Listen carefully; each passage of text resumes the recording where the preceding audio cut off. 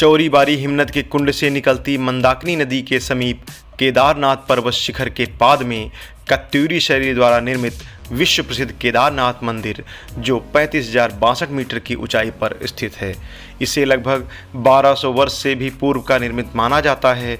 जनश्रुति है कि इसका निर्माण पांडवों या उनके वंशज जन्मेजय द्वारा करवाया गया था। मित्रों नमस्कार, आप सभी का एक बार फिर हमारे YouTube channel Bharat Darshan with DP में हार्दिक स्वागत है। इस वीडियो में आप हमारे साथ करेंगे केदारनाथ धाम की दिव्य यात्रा। इसमें मैं आपको बताऊंगा कि आप केदारनाथ धाम कैसे आ सकते हैं, यहाँ कहाँ रुक सकते हैं, यात्रा के दौरान आपको कौन कौन सी सावधानियाँ रखनी हैं और यात्रा से जुड़ी हुई अन्य बहुत सी महत्वपूर्ण जानकारियाँ मैं आपके साथ शेयर करूँगा। आप सभी वीडियो में अंत तक बने रहिएगा। वीडियो यदि पसंद आए तो वीडियो को लाइक एवं शेयर करें और चैनल पर यदि आप नए हैं तो चैनल को सब्सक्राइब कर बेल आइकन प्रेस कर दीजिए, जिससे भविष्य में आने वाली वीडियोज़ आपको प्राप्त होती रहें और हमारे मनोबल में वृद्धि हो। तो आइए हमारे साथ करिए केदारनाथ धाम की दिव्य यात्रा। जय केदारनाथ धाम की।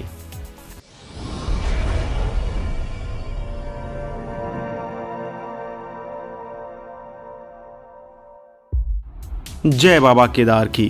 केदारनाथ मंदिर का निर्माण किसने करवाया था, इसके बारे में बहुत कुछ कहा जाता है, पांडवों से लेकर आदि शंकराचार्य तक। आज का विज्ञान बताता है कि केदारनाथ मंदिर शायद 8वीं शताब्दी में बना था। यदि आप ना भी कहते तो भी यह मंदिर कम से कम 1200 वर्षों से अस्तित्व में है। केदारनाथ की भूमि 21वीं सदी में भी बहुत प्रतिकूल है। एक तरफ 22,000 फीट ऊंची केदारनाथ पहाड़ी, दूसरी तरफ 21,600 फीट ऊंची कचार कुंड और तीसरी तरफ 22,700 फीट ऊंचा भरत कुंड है। इन तीन पर्वतों से होकर बहने वाली 5 नदियां हैं, मंदाकिनी, मधुगंगा, चिरगंगा, सरस्वती और स्वरंदरी। इनमें से कुछ एक का वर्णन पुराणों में भी मिलता है। ये क्षेत्र मंदाकिनी नदी का एकमात्र जल संग्रहण क्षेत्र है। यह मंदिर एक कलाकृति है। कितना बड़ा असंभव कार्य रहा होगा ऐसी जगह पर कलाकृति जैसा मंदिर बनाना, जहां ठंड के दिन भारी मात्रा में बर्फ़ हो और बरसात के मौसम में बहुत तेज गति से पानी बहता हो। आज भी आप गाड़ी से उस स्थान तक नहीं पहुंच सकते, फिर इस जगह पर यह मंदिर कैसे बनाया गया होगा, है ना अलौकिक बात।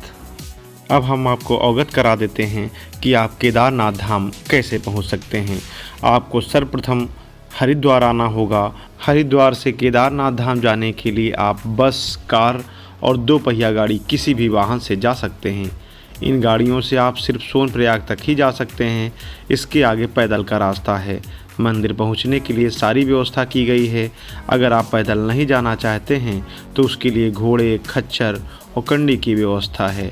आप इनकी मदद से आराम से मंदिर के दर्शन के लिए जा सकते हैं। यदि आप ऋषिकेश से केदारनाथ धाम की यात्रा बस या कार के द्वारा करते हैं तो मंदिर तक पहुंचने तक बीच में कितने स्टेशन आते हैं, कितनी दूरी पर हैं, हम आपको अवगत करा देते हैं ताकि केदारनाथ मंदिर पहुंचने में आपको कोई समस्या ना हो। ऋषिकेश से देवप्रयाग 71 किलोमीटर है और देवप्रयाग से श्रीनगर 35 किलोमीटर, श्रीनगर से रुद्रप्रयाग 32 किलोमीटर और रुद्रप्रयाग से गुप्त काशी 45 किलोमीटर, गुप्त काशी से सोनप्रयाग 31 किलोमीटर है और सोनप्रयाग तक ही आप किसी भी वाहन से जा सकते हैं। सोनप्रयाग से गौरीकुंड होते हुए केदारनाथ तक आप 21 किलोमीटर की पैदल यात्रा करते हैं। इसके अलावा यहाँ पर हेलीकॉप्टर की भी सुविधा उपलब्ध है जो आपको सीधे केदारनाथ मंदिर तक पहुँचाता है। अगर आप देहरादून से हेलीकॉप्टर में जाना चाहते हैं तो देहरादून से सीधे केदारनाथ मंदिर जा सकते हैं। इसके अलावा आप सीतापुर हेलीपैड जो गुप्त काशी से 26 किलोमीटर आगे है, यहाँ से आप अपनी टिकट बुकिंग ऑनलाइन या फिर ऑफलाइन बुक करवा सकते हैं। यहाँ से केदारनाथ पहुँचने में 5 से 7 मिनट का समय लगता है। इसके अलावा पवन हंस दैनिक आधार पर फाटा से केदारनाथ के लिए 12 हेलीकॉप्टर की व्यवस्था की गई है। 12 उड़ानों में से 9 उसी दिन लौट आती हैं, बाकी की 3 उड़ानें दूसरे दिन आती हैं। यहाँ से मंदिर जाने के लिए पहली उड़ान सुबह के 6:50 पर रवाना होती है और 7 बजे पहुँचती है। हेलीकॉप्टर से केदारनाथ जाने का किराया फाटा से केदारनाथ 4,798 रुपये प्रति व्यक्ति आना जाना दोनों है। ऑनलाइन बुकिंग करने के लिए उनकी ऑफिशियल वेबसाइट pawanhans.co.in पर आप जाकर बुकिंग कर सकते हैं। सिरसी से केदारनाथ 5,498 रुपये प्रति व्यक्ति है, जिसमें आना जाना दोनों इंक्लूड है। और गुप्त काशी से केदारनाथ 7,750 रुपये प्रति व्यक्ति है, जिसमें आना जाना दोनों इंक्लूड है। ये बुकिंग आप IRCTC हेली यात्रा ऑफिशियल वेबसाइट heliyatra.irctc.co.in पर जाकर करवा सकते हैं। जय केदारनाथ धाम की। मित्रों, आपको हमारा ये वीडियो कैसा लग रहा है कमेंट में अवश्य बताइएगा, और आपको हमारी बताई हुई इन्फॉर्मेशन कैसी लगी इससे भी अवगत कराइएगा। केदारनाथ मंदिर जाने से पहले आपको अपना पंजीकरण यानी ई-पास करवाना अनिवार्य है। देवस्थानम प्रबंधन बोर्ड की आधिकारिक वेबसाइट के माध्यम से आप मंदिर की पूजा, आरती और रूम का प्रबंधन आसानी से कर सकते हैं। मंदिर में प्रवेश करने के लिए आपके पास ई-पास होना अनिवार्य है। कोविड-19 के बाद से यहाँ के नियम काफ़ी सख्त हो गए हैं। सरकार की ओर से जानकारी दी गई है, सभी यात्रियों को पंजीकरण के साथ साथ अपना मेडिकल चेकअप करवाना होगा। अगर आप अपनी गाड़ी से जा रहे हैं तो आपको अपनी गाड़ी का रजिस्ट्रेशन करवाना होगा। रजिस्ट्रेशन करते समय अपना डिटेल और मोबाइल नंबर सही से भरें। रजिस्ट्रेशन करवाने के लिए यात्रियों को सरकार की ऑफिशियल वेबसाइट registration@touristcare.uk.gov. पर जाकर अपना रजिस्ट्रेशन करवाना होगा।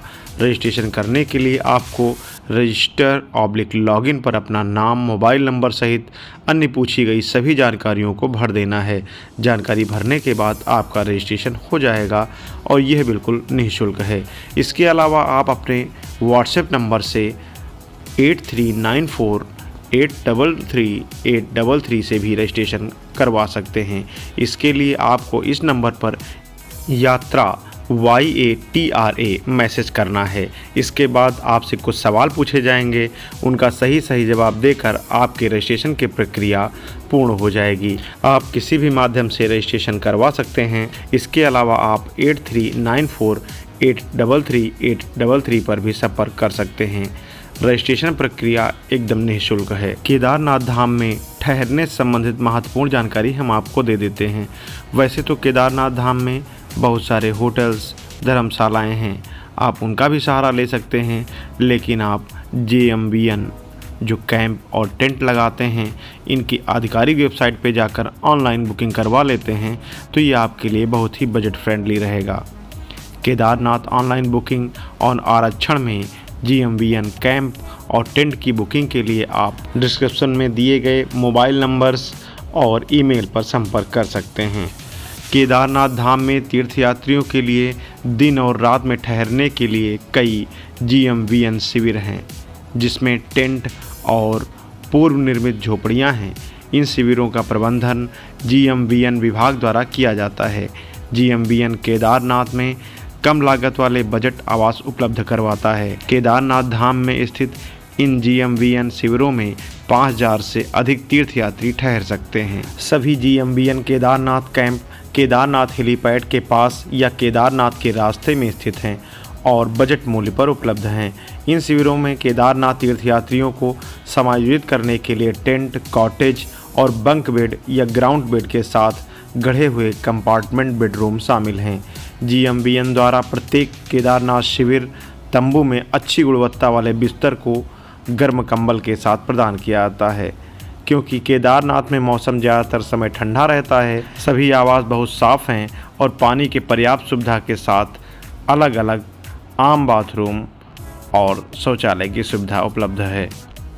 केदारनाथ धाम में JMVN कैंप और शिविर टेंट की सूची हमने डिस्क्रिप्शन में उपलब्ध करा दी है, आप वहां से जा कर के जानकारी प्राप्त कर सकते हैं। जय केदारनाथ धाम की।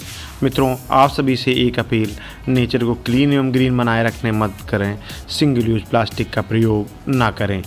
केदारनाथ में खाने पीने की कोई समस्या नहीं है, बहुत सारे छोटे और बड़े होटल्स हैं जो आपको भोजन उपलब्ध करवा देते हैं।